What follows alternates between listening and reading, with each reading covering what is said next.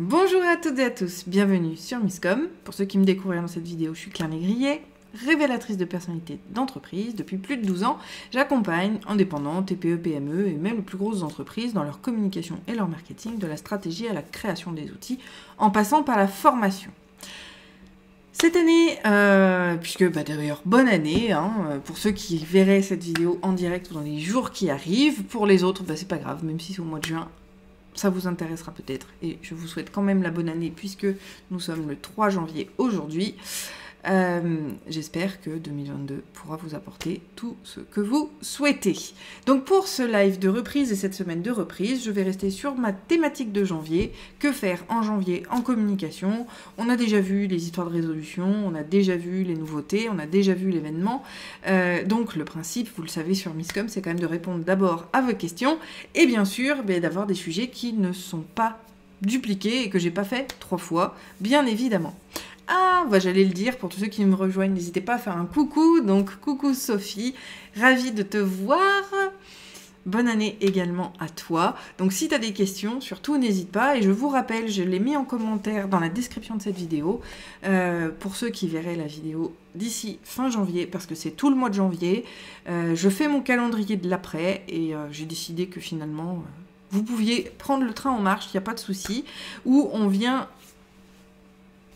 parler de votre com pour 2022, où on vient vous apporter des solutions pratico-pratiques et où on va faire de la co-création. Vous verrez, c'est super intéressant et sympa. Donc vous pouvez toujours nous rejoindre tout au long du mois sur le lien qui s'affiche dans la description, qui est en commentaire là et que je remettrai dans la description par la suite. Voilà, donc n'hésitez pas à vous inscrire et à nous rejoindre.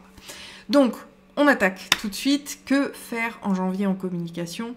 C'est quelque chose d'important pour moi, parce que vous le savez, il est bien de se réinventer. Mais je peux comprendre, et je l'entends complètement, qu'en tant qu'entreprise, on ne sait jamais trop quoi faire en janvier. On a tellement d'ODC, occasion de contact, par toutes les entreprises qu'on ne sait plus où donner de la tête. Et je conçois qu'on puisse être un petit peu perdu soi-même pour sa propre communication vis-à-vis de ça. Donc janvier, ce sera déjà le point de refaire un point sur la stratégie. Normalement, vous auriez dû le faire en fin d'année, mais je conçois également qu'on n'ait pas le temps, qu'on soit pris par autre chose. Donc janvier reste encore un moment où vous pouvez faire le point. Et pour ça, ce sera un des premiers ateliers de Misscom où on va pouvoir faire le point et avoir une méthode pour pouvoir faire le point efficacement, facilement, parce que je comprends bien que vous ne savez pas déjà ce qu'il faut faire vraiment quand on dit qu'il faut faire le point sur sa com et qu'il faut analyser, on ne sait jamais par où le prendre. Et puis on a toujours peur que ça fasse trop, que ça dure trop longtemps. Donc le principe, c'est toujours de le mettre en exergue et en aval. Donc on verra ça dans le prochain atelier. Je vous partagerai très bientôt le planning justement de ces ateliers qui, pour m'amuser et parce que j'adore les chiffres, seront tous les 11 et les 22 de chaque mois. Voilà, c'est l'annonce du jour. Donc que faire en janvier? Refaire le point sur sa stratégie, très important. Deuxième point, je vous mettrai quand même en lien les vidéos sur la stratégie et sur les points, puisqu'on a quand même déjà abordé le sujet. Deuxième chose que l'on peut faire, présenter justement ces nouveautés et créer des nouveautés. Alors, là encore, c'est toujours super intéressant parce que janvier, c'est le moment où on est encore dans l'esprit des fêtes, malgré les situations. Oui, c'est le principe du psychique, d'accord? On est dans une mouvance, dans le move des fêtes, de fin d'année, de la bienveillance, etc. Et du coup, les gens sont beaucoup moins critiques vis-à-vis de ce que vous pourriez faire. Donc, lancement produit, lancement de nouveaux supports de communication, nouveaux messages, nouvelles façons de communiquer. Janvier va être un superbe terrain de jeu pour vous. C'est quelque chose de très intéressant à mettre en place en janvier parce que ça va, encore une fois, on surfe sur la bienveillance des gens par rapport à la période de l'année qui va vous permettre d'avoir des retours souvent beaucoup plus qualitatifs que dans le restant de l'année. C'est vraiment cette période Noël, jour de l'an, où on peut vraiment le faire. Le restant de l'année, on court, tout le monde court tout le temps, tout le monde est toujours très critique. Il y a des périodes où ça fait encore plus que on va dire, le tout venant. Néanmoins, en janvier, vous pouvez vraiment profiter de cela. Justement, surfons sur cette bienveillance. Troisième action que vous pouvez faire au mois de janvier, c'est demander des retours clients. De retours clients ou demander des interactions avec votre communauté. Toujours dans cette notion de bienveillance. Donc, les gens vont être beaucoup plus enclins à vous faire des retours. Donc, par exemple, si vous vous adressez à votre communauté, que ce soit sur les réseaux sociaux, que ce soit par email. Alors, quand je dis par mail, c'est pas des mails individuels, c'est vraiment du mailing, du mail marketing. Vous allez pouvoir leur poser des questions. Bien souvent, en janvier, on obtient beaucoup plus de réponses que le restant de l'année. Parce que les gens sont, encore une fois, encore dans les fêtes, toujours dans cette bienveillance, le fait de vouloir aider chacun, c'est un petit peu cette période de fin d'année qui se prolonge sur le début de l'année et qui va vous permettre d'obtenir des retours beaucoup plus intéressants, beaucoup plus probants que, comme je l'ai dit, le restant de l'année où tout le monde court tout le temps et où on prend jamais le temps de le faire. C'est même pas une notion de vouloir, c'est vraiment une notion de pouvoir parce que les gens sont préoccupés par d'autres choses et ne prennent pas le temps de faire les choses, alors que là, en janvier, bien souvent, ils prennent plus le temps pour le faire. Donc, demander des retours à sa communauté. Je dirais que ça passe par 2 axes. Le premier, leur poser des questions. Quelles sont vos problématiques actuelles en communication, par exemple, mais je vous invite à y répondre en commentaire. Ça me permettra de travailler sur les prochains sujets de Misscom. Ça fait effectivement partie de ces éléments-là à poser, par exemple, à sa communauté. Et donc là, on est plutôt sur les leads et éventuellement les prospects, d'accord ? On fait du nurturing content. L'idée, c'est de créer des contenus qui sont vraiment au cœur de leurs prérogatives et de leurs problématiques. Une autre cible que vous pouvez toucher, donc encore une fois, sur du contact direct, ça peut être par téléphone, ça peut être par mail, ça peut être par message privé, n'est-ce pas Sophie ? C'est de pouvoir leur demander, et là on vise les clients, de leur demander des retours clients. Des témoignages, parce que vous le savez, la social proof, la preuve sociale, elle est inéluctable aujourd'hui, quels que soient vos produits, vos services, même certaines pages générales, il faut afficher le contentement de vos clients et la satisfaction de vos clients sur vos différents supports, que ce soit sur des plaquettes, que ce soit sur votre site web, quel que soit le principe, vraiment, il faut mettre ces retours clients, ça reste indispensable pour pouvoir convaincre votre audience que vous êtes la bonne personne et que vous avez les meilleurs produits et services pour elle. Ça, c'est vraiment quelque chose de très, très important. Ensuite, autre action que vous pouvez faire et mettre en œuvre en janvier, ça va être de revoir vos actions de communication. Tout comme on a fait l'analyse et dont on a parlé de l'analyse en première action, on va réajuster ces actions de communication. Parce que, ça ne sert à rien. Et je sais que c'est extrêmement difficile pour bon nombre d'entre vous. Ça ne sert à rien d'être sur Facebook si vous n'avez jamais personne, si ça ne répond jamais à votre objectif. Objectif, gagner en visibilité sur Facebook. Si vous n'avez aucune interaction jamais avec quiconque vis-à-vis des posts que vous faites sur votre page Facebook, et ce depuis plusieurs mois, d'accord, voire années, parce que je sais que certains ne l'ont pas vu de cette manière-là, c'est que vous n'êtes pas au bon endroit. C'est que, alors, souvent, c'est que, voilà, je fais le raccourci, c'est que vous n'êtes pas au bon endroit, mais on va réajuster. Peut-être que c'est pas le bon message, peut-être que c'est pas le bon support que vous diffusez. On va réajuster pour voir si la communauté réagit un peu plus. C'est justement là, en janvier, qu'on va faire ces changements-là, où on va vérifier et on va modifier ces éléments-là, voir s'il y a plus d'engagement de sa communauté. Si, dans un délai de 2 mois après ces nouvelles tentatives, ces réorientations, vous n'avez toujours pas d'informations, vous allez virer votre page Facebook. Ça ne sert à rien de la garder. Ou alors vous laissez simplement, par rapport au référencement, parce qu'elle existe depuis longtemps, un message d'accueil d'en-tête en disant « Cette page n'est plus active, mais vous pouvez me retrouver à tel endroit et vous allez pouvoir guider les gens. » Justement, ça, on va l'aborder tout au long de ce calendrier de l'après. Si ça vous inspire, encore une fois, vous pouvez vous y inscrire. Vous avez sur Facebook le lien en commentaire et sur YouTube, le lien dans la description au-dessus de la vidéo. Ah bon non, en dessous maintenant, parce que si vous êtes en plein écran, c'est en dessous, pardon. Et c'est au-dessus sur Facebook, ça y est. Faut que je me reconnecte moi aussi avec les vacances. Donc voici une autre action à faire en janvier, réajuster, retravailler, proposer de nouveaux supports, proposer de nouveaux challenges et bien évidemment lancer de nouveaux produits et services.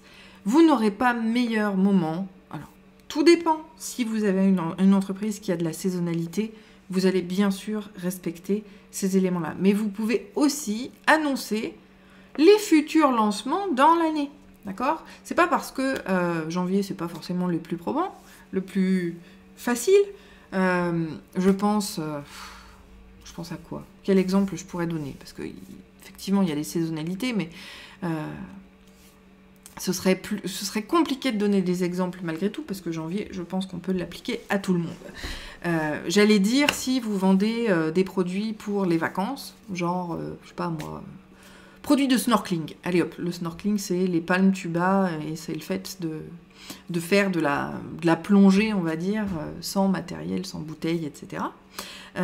Effectivement, vous allez viser plus facilement les gens sur l'avant-période estivale, parce qu'ils vont s'équiper avant de partir en vacances. Malgré tout, janvier, c'est une bonne occasion de mettre en place une communication qui va développer de nouveaux produits. Je vous dis, c'est pas forcément sur l'achat, mais c'est bien sur le développement de la notoriété de votre entreprise et de ses produits. Donc l'idée, c'est d'annoncer quelles sont les nouveautés pour l'année 2022, par exemple, sur laquelle vous allez pouvoir communiquer. On est là sur une communication institutionnelle de vos produits, qui sont là pour informer votre communauté, vos futurs clients, de la mise en place de l'arrivée de ces produits-là, donc je reste sur mon exemple de snorkeling, et dans quelle mesure ils vont pouvoir être intéressants à cette période de l'année. Alors, je mets un petit bémol, parce que janvier, c'est aussi la période des soldes, en tout cas en France, pour ceux qui sont en métropole, et même en Outre-mer, je pense que les dates doivent être sensiblement les mêmes. Il faut faire attention non plus de ne pas se cannibaliser, d'accord? Oui, vous êtes attendu par rapport aux soldes, souvent sur la mi-janvier, mais il faut impérativement communiquer sur les lancements produits. Donc on n'est pas sur une communication promotionnelle. Ça, on va le laisser sur la période des soldes. Annoncez bien sûr que vous faites les soldes, c'est de l'information, donc vous allez pouvoir le diffuser aussi. Ça peut être de proposer le planning, quelles vont être les actions de l'année pour mon entreprise. Utilisez vraiment ce mois de janvier comme un nouveau starter, quelque part, vis-à-vis de votre communication et vis-à-vis de votre entreprise pour pouvoir dynamiser les échanges. Pour pouvoir également, autre action, segmenter et qualifier votre audience. Exemple, donc je reste sur mon exemple de snorkeling. Je fais un mail en disant les nouveaux produits qui arrivent cette année, voici le planning de ce qui devrait se passer. Et vous allez faire une espèce de timeline, d'accord, dans votre mail, où vous allez mettre janvier, promotion, par exemple. Et donc vous allez mettre un lien vers la page qui va décrire toutes les promotions, quels produits vont pouvoir être en solde, à quel tarif vont être soldés vos produits, etc. Donc là, vous allez mettre un lien vers cette page-là. Après, mettons, vous avez arrivé du nouveau produit, mars 2022. Vous pouvez très bien mettre un lien. Donc, si vous faites un seul produit, vous allez citer ce produit-là dans le mail et vous allez mettre un lien vers la description de ce produit. Petite astuce, allez hop, je fais des cadeaux. C'est Noël après l'heure, mais c'est Noël encore. Sur votre page qui va parler du futur produit à arriver, mettez un formulaire d'inscription, d'attente, ou créez un produit en pré-vente. C'est-à-dire que votre produit n'est pas encore arrivé, n'est pas encore en magasin ou n'est pas encore créé si c'est du digital, parce qu'on est sur du produit physique ou pas. Et vous allez proposer des inscriptions. Alors, soit vous pouvez mettre une liste d'attente où là les gens s'inscrivent juste par mail, soit vous pouvez faire des pré-inscriptions où les gens vont payer leur place ou leur produit en amont. C'est des pré-ventes, ce qui vous permet d'avoir un turnover au niveau financier, de pouvoir avoir de l'argent qui va arriver en attendant le lancement. Et vous avez, forcément, c'est comme ça qu'on va pouvoir travailler justement sur l'acquisition de produits. J'en ai beaucoup qui disent, oui, mais comment gérer les stocks, etc. Les préventes sont un magnifique tremplin pour pouvoir faire vos réassorts et pour pouvoir savoir et cibler un petit peu qui va réellement acheter vos produits. Parce que souvent, quand on demande à la communauté qu'est-ce qui vous intéresserait, et j'en fais la preuve, j'en suis la preuve vivante, qu'est-ce qui vous intéresse? Je mets en place un atelier, un produit, peu importe, parce que les gens m'ont dit que ça les intéressait, mais malheureusement, il n'y a personne qui s'inscrit parce que les gens ont juste donné un avis, mais n'étaient pas prêts à acheter. Donc là aussi, vous voyez, la spécificité de la communication va être très importante. Donc quand on demande qui est intéressé par quel produit, quelle thématique vous intéresse et pour laquelle vous êtes prêt à investir, ça reste quelque chose de très très important à garder en tête, parce que ceux qui vous donnent leur avis, souvent, ce ne sont pas ceux qui achètent.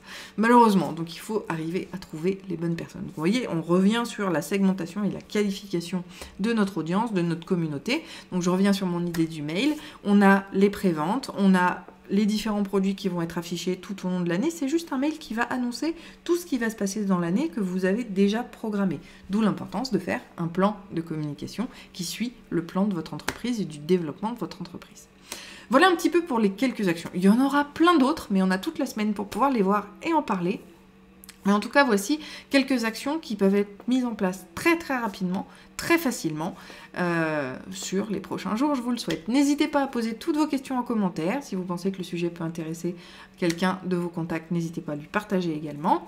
Si vous avez apprécié la vidéo, je vous remercierai de mettre un petit cœur ou un petit pouce à la vidéo, parce que ça fait partie. Et vous, à quoi pensez-vous en janvier? Quelles sont les actions que vous mettez en place? Est-ce que vous avez déjà pensé? Est-ce que vous le faites déjà de manière intuitive? Partagez votre expérience, parce qu'encore une fois, on est là pour ça.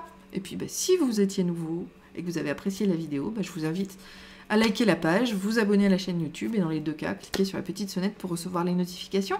Je vous souhaite une très bonne journée. On voit la suite demain. J'attends vos commentaires pour savoir sur quoi on partira. Bon appétit, bonne journée. Ciao.